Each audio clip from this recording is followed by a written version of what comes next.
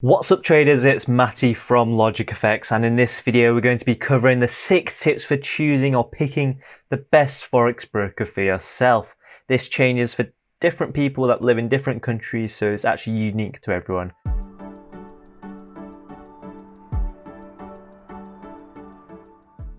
So jumping straight into it, what are we going to be covering? What are the 6 tips that will actually help you choose a broker? Well, the 6 tips are they regulated in your country? What type of fees do they have? Are they competitive? Do they offer a wide range of things to trade, such as instruments? What type of trading platforms do they give you access to? How many years are they in business, and what type of customer service support will they give you as well? So one word of warning before we get into those 6 tips is you really need to actually just watch out for anyone on social media that's referring you to a broker. So if they're recommending you a broker, you need to watch out for that, because behind the scenes, every time someone gets referred by that person, the broker is paying that person behind your back. And every time you trade, he's getting paid again. So watch out and watch very closely, because there are certain targets that brokers want that recommender to actually hit. So they'll try and recommend you the broker and then recommend you trade to trade as much as possible to meet that requirement to get paid by the broker. That's why you need to watch out for them, because they have a conflict of interest. They don't care about what you're doing in trading. All they care about is, are they leveraging a lot? Are they making you leverage a lot? And can they make you lose, or can they make you trade as much as possible so that the broker will pay them out? Okay, so that's a quick rundown on why you need to be wary of those social media gurus or anyone recommending you a broker, because that's what's going on behind your back. So the first tip is Forex broker regulation, and this is one of the most important tips going into this video, because if the broker is not regulated in your country, that broker can run away with your money without any type of legal issues. Okay, so how do I know if they're regulated in my country? Well, here I've just got the 7 most popular trading countries in the world. We've got the US, UK, Australia, Switzerland, Germany, France, and Canada. And in those associated countries, you'll have financial regulatory bodies. So in the United States, you have the NFA and the CFTC, which stands for the National Futures Association and the Commodity Futures Trading Commission. In the UK, you'll have the Financial Conduct Authority and the Prudential Regulation Authority.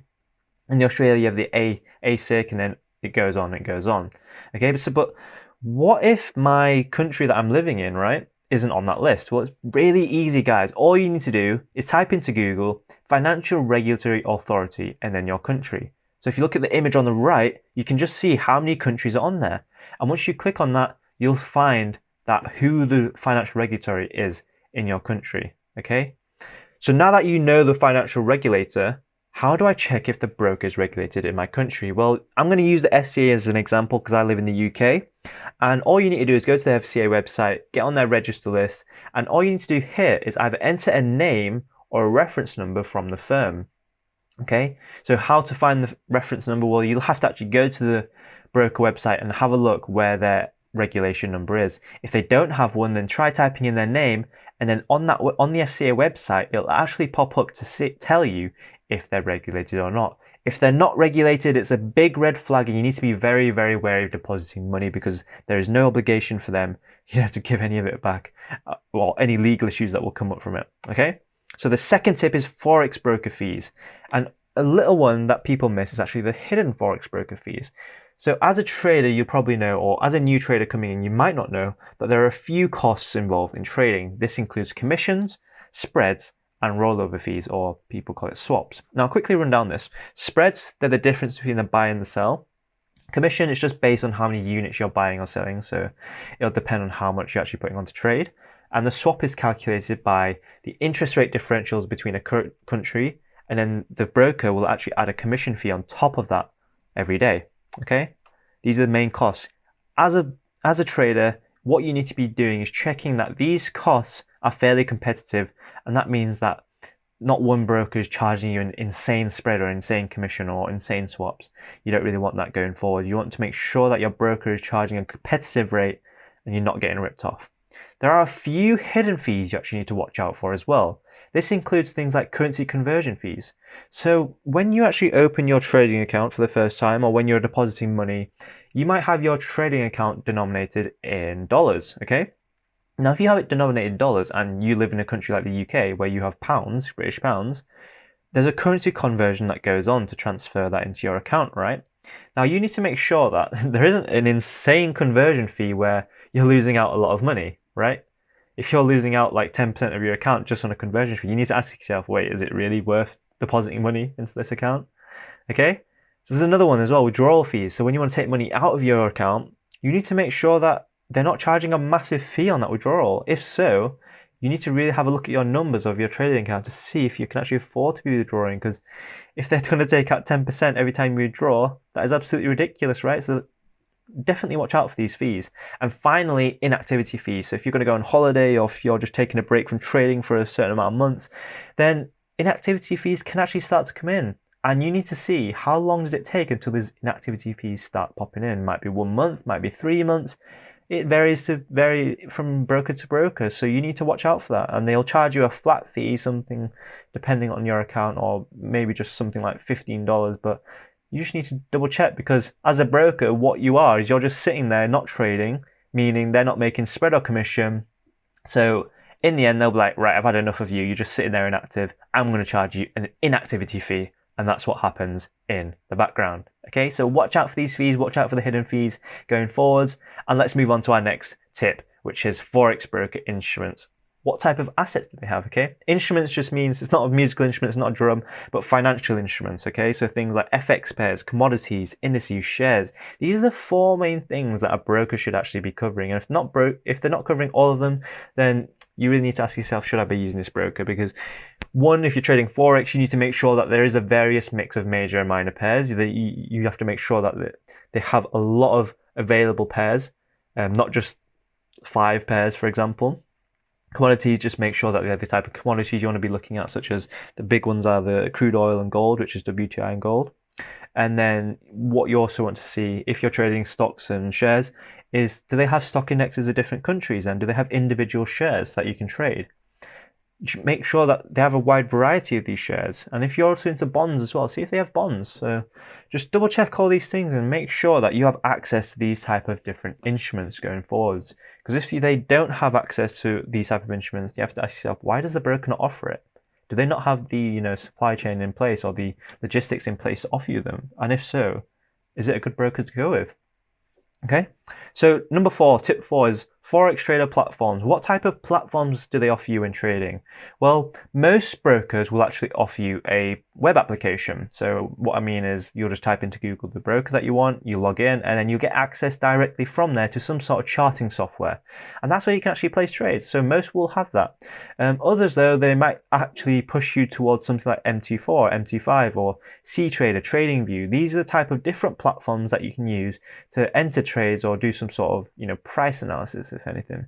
But really, it's probably the most least important step. And all you're trying to use this platform is to actually just enter trades. You can do all your analysis outside of a platform. You don't actually need to use the platform to do any analysis.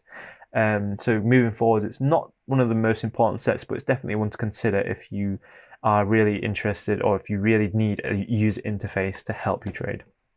Number 5, the 5th tip. How many years in business has that Forex broker been? For example, how long have they actually been alive?